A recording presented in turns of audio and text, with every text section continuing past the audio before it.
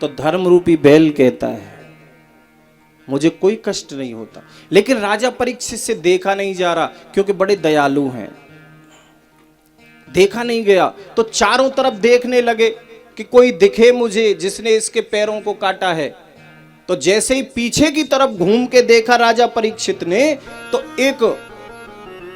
एक व्यक्ति खड़ा है हाथ में नंगी तलवार लेकर, काला काला जिसका चेहरा भयानक, विभत्स डरावना चेहरा, हाथ में नंगी तलवार लेके खड़ा है और तलवार लेकर के वो चौथे पैर को काटना चाहता है। वो जो चौथा पैर रहा है ना अकेला, उसको भी काट देना चाहता है। और ये कौन है जो तलवार लेके खड़ा है? यही है कलियुग। इसी का नाम है कलियुग। राजा परीक्षित उसको मारने के लिए दौड़े, बोले मैं तुम्हें छोड़ूंगा नहीं। मारने के लिए दौड़े तो ये कलियुग ने क्या किया? कलियुग राजा परीक्षित की चरणों में लेट गया, चरण पकड़ लिए, त्राही माम, मुझे मत मारो, मुझे मत मारो, मेरी रक्षा करो, मेरी रक्षा करो, चिल्लाने लगा।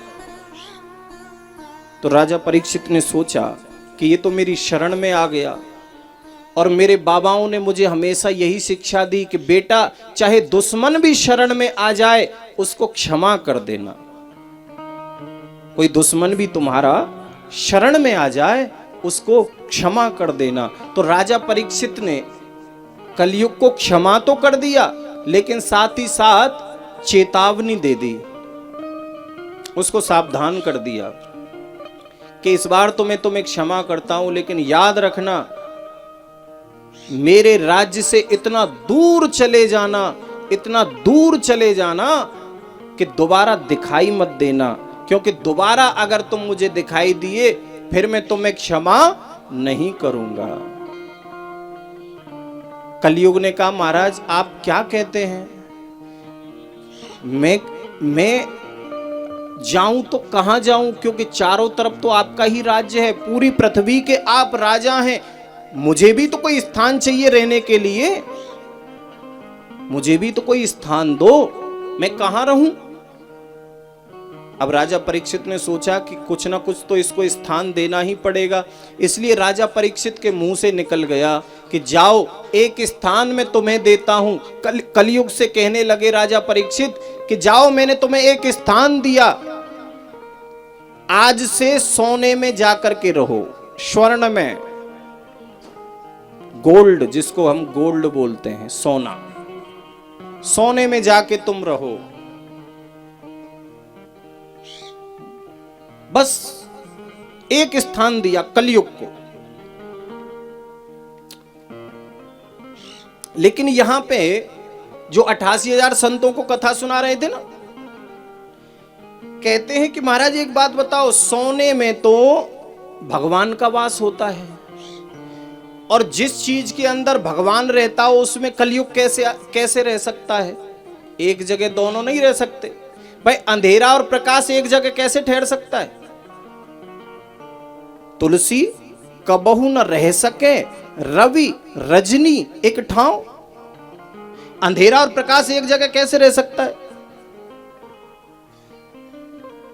तो बड़ी सुंदर बात कही कि जो सोना ईमानदारी से कमाया हुआ होता है, ध्यान देना, जो गोल्ड, जो स्वर्ण ईमानदारी की कमाई का होता है, सच्चाई की, उस सोने में भगवान वास करता है। और जो सोना बेईमानी से कमाया हुआ होता है, बेईमानी से, चोरी से, उस सोने में कलयुग रहता है।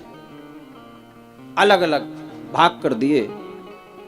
ईमानदारी के सोने में भगवान का वास, क्योंकि गीता में भगवान कहते हैं ना कि जितनी भी धातुएं हैं उन समस्त धातुओं में सोने में मेरा वास है, स्वर्ण में मैं रहता हूं।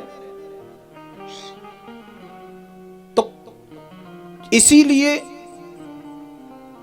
आपने सुना होगा एक कहावत सोने के विषय में कि सोना अगर खो जाए तो भी अच्छा नहीं होता, और सोना अगर मिल जाए तो भी अच्छा नहीं होता।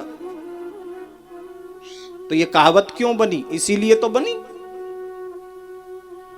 नहीं तो इसका क्या मतलब है? बोले खो जाए तो भी बुरा, और अगर सोना तुम्हें मिल जाए तो भी बुरा। क्योंकि एक सोने में भगवान का वास, एक सोने में कलयुग का वास।